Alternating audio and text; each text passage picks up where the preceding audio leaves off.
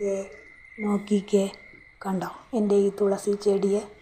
ഹൈന്ദവ ആചാരപ്രകാരം വളരെ പ്രാധാന്യമുള്ള ചെടിയാണ് കേട്ടോ തുളസി.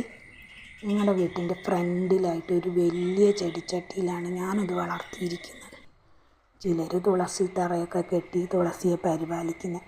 അതിനുള്ള സ്ഥല സൗകര്യമില്ലാത്തത് കൊണ്ടാണ് ഞാൻ ഈ ചെടിച്ചട്ടിയിൽ വെച്ചത്. ഇത് നമ്മുടെ വീടിൻ്റെ മുൻപിലുണ്ടാവുന്ന നല്ലൊരു ഐശ്വര്യമാണ് കേട്ടോ. ഞാനിതിനകത്തുള്ള പുല്ലും കളകളും ഒക്കെ ഒന്ന് പറിച്ച് മാറ്റിയിരിക്കുകയാണ്. കണ്ടോ നല്ല ബുഷിയായിട്ടിരിക്കുന്നത്. ഇതിങ്ങനെ വളർന്നു വരാൻ ഞാൻ ചാണകവെള്ളമാണ് ഒഴിച്ച് കൊടുക്കുന്നത്. അല്ലാതെ വീടിൻ്റെ സൈഡിലൊക്കെ ആയിട്ട് കുറേ തുളസിയുണ്ട്.